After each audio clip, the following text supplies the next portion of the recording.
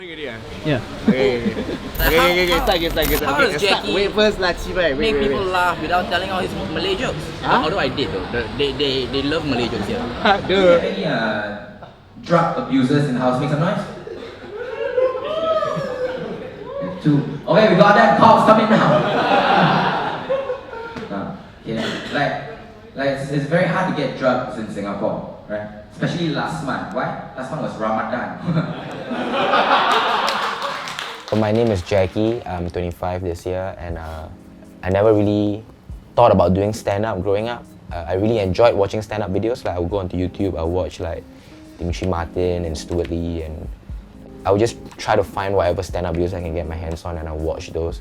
I really enjoyed watching them. I just never thought about doing it. I only found out about the scene when I graduated from poly, and then I was working at the TV station, and I met Faz, became good friends with Faz, and I asked him how to go about doing stand-up.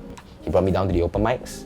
He sat down with me, worked through some material, and then he hosted the first open mic I did as well. So he brought me on stage for that, and then I just kept going since. The people who were working together with us, I got to meet them as well when he brought me out to the open mic. People like James, people like Rishi, people like Sam, Colin, Sharu, like all these people that were doing it. Any comedian now should be thankful that these people took the chance to do that, because especially at that time when comedy was like a nothing, like nobody knew anything about comedy, and these people were just trying without any like hope or idea of what could happen next. Like nowadays, people can come into comedy looking at established comedians thinking that's who I want to be. I really genuinely feel like I'm standing on the shoulders of legends, and these guys I'm eternally grateful for. You write about the things that you care about, right? And when I first started doing stand-up, I guess, not so much now. Like I was just living with myself. I had no girlfriend. Like I spent most of my time watching porn. A while later, I received this certificate for 1 free month of Pornhub Premium. First video I saw on Premium is called Big Strong White Man Fuck Skinny Chinese Girl. Right? Did you know it's a very common porn title? Right? That's how the video went, okay? It's a big strong white man, as promised, right? He's walking into a dark alley.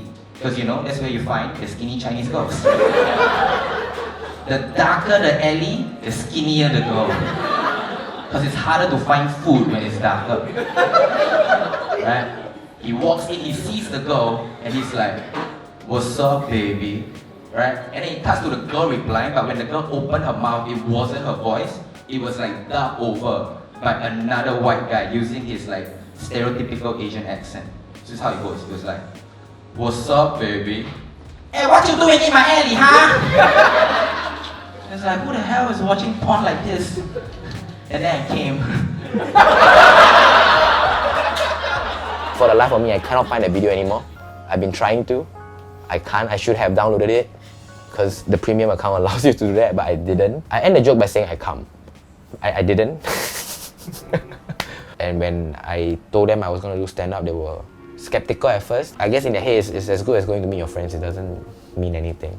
But when I started making more money, they were happy for me. There was a period of time when my mom would remind me I can do this now because I'm still in school, but when I graduate, I had to look for a real job. We go back and forth sometimes, and I tell her that, like, you know, I'm trying to do this for as long as I can, and if I have the chance to keep trying, it might go somewhere. And she has more or less come to terms with that, but I don't think I should like take advantage of that and just keep living off them and keep doing this, right? Like, I'm trying to give myself a time frame. Initially, the idea was to evaluate by the time I graduate. I'm graduating in about 6-7 weeks. And I do have like gigs lined up from now maybe until end of the year. And so I'm telling myself I should reevaluate at the end of the year and see whether I have to go look for a day job. It's a special occasion tonight. I'm doing 2 gigs, one after the other. It's a thing that, like, you know, people in a more mature comedy scene get to do every single day. You know, when comedians come down and visit, they tell us, well, oh, back in New York, we had to do like 4 or 5 mics a night. Melbourne, they're like, you can drive 5 minutes or whatever, 3 shows a night, 4 shows a night. But in Singapore, it's usually 1 show a night. Tonight is a special time. You get to do 2 shows. I'm excited. I'm not getting paid much for either show, But you know, it's part of the grind. We're going to the Merry Lion right now. The Merry Lion is Singapore's first full-time comedy club. And the MC goes on stage and says, "Ladies and gentlemen, please rise and welcome our guest of honor, Mr. Jacky Ng."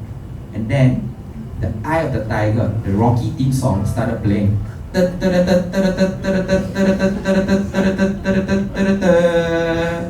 then the banquet staff fucking open the door and smoke fucking flies out. And out of the smoke, you see Jacky Ng being wheeled out in his wheelchair by his helper.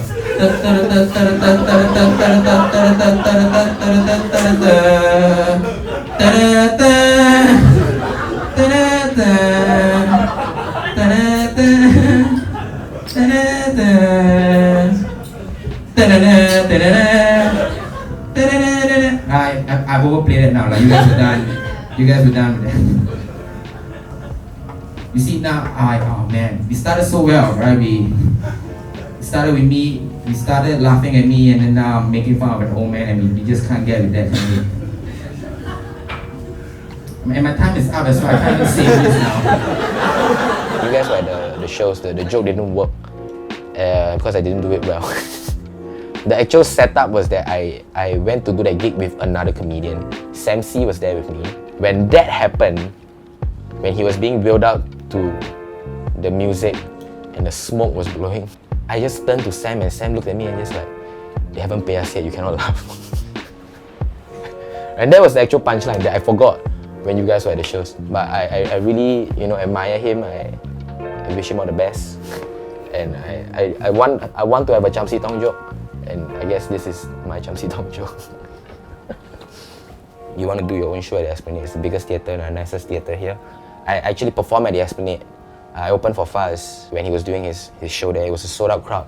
I did like 5 minutes, but it was a really good feeling. And I guess that would be like as far as you can go in Singapore. I don't know how much further you can go after you perform to 4,000 people at the Esplanade. Yeah.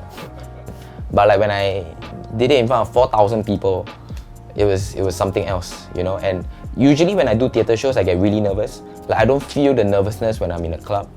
I might be nervous, but like it doesn't manifest in any way. But like when I'm at a theatre show, I get like super nervous and like my legs would be shaking, and it would shake for the whole set. Doesn't matter which theatre I'm doing for. But at Faz's show, I did my Yishun joke, I guess, right? And like the first punchline of the Yishun joke came and like there was this like huge laughter, like this wall of laughter that like when it hit, like my legs stopped shaking. You might be thinking, why would you move to Yishun, Jacky? Why the fuck would you move into a place like that? Here's why, right? At the start of last year, my parents, they finally paid off the flat they got when they first got married. And so now they can sell that flat and get full cash to buy a new flat to retire. So we're looking for a new flat. And then our new president at the time, Madam Halima Yaakob, she was like, "I will remain staying in Yishun despite my new status as president. I have lived my whole life in Yishun. I grew up in Yishun. My friends and family are all in Yishun. I love Yishun. I will stay in Yishun." And my dad was like, "If Yishun is good enough for the president, it's good enough for me." So we bought a house, we moved into Yishun, we settled down nicely. And then 2 weeks later, the Straits Times reported that Yishun is not safe for the president. She will be moving back to the Istana. And I'm still in Yishun, I can't. It's something about like connecting with the locals. Like if I have a joke about Yishun, only these people would laugh this hard at a joke about Yishun. No one else from anywhere else would find this any amusing. There's nothing that you can care about more than your home. That reaction that day made me realize like your fellow Singaporeans like understanding what you're trying to say.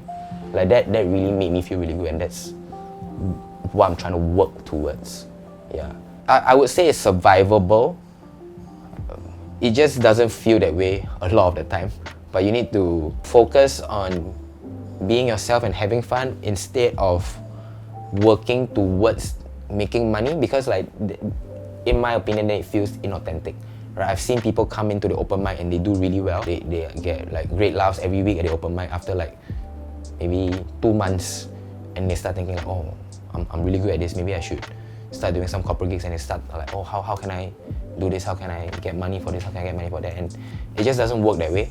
And then they start talking to people and then they start getting ideas, and then like agencies or whatever tell them like, oh, if you pay me this amount of money, I can get you this gig, and sometimes maybe it works out, they get like a corporate gig here and there, but then like if you're not working at the open mic long enough to have a set that is good enough for the corporate audiences, it's not gonna last anyway.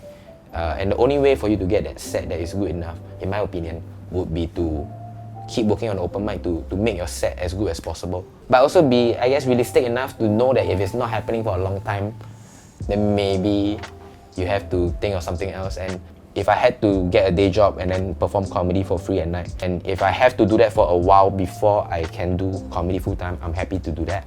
I have to do like odd jobs and things like that. I work as a dishwasher for a while, I work at events for a while. I tried looking for like an office job and things like that, but like it's very hard for me to get a job if I want to be honest with them. Like if I tell them that comedy is my focus and my priority, and if I have to work office hours, I have to stick to office hours and try not to work overtime. I have to be on time for gigs and things like that. Then when they hear things like that, it's not savory for them, and they would think, why would I need a guy who's not committed to us when I can get another guy who is more committed to us.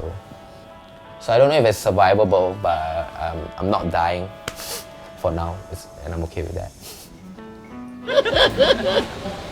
But real talk though, this guy is dope lah. This is dope. Like, you know, he he does things his way. You know, he doesn't bend to the norm.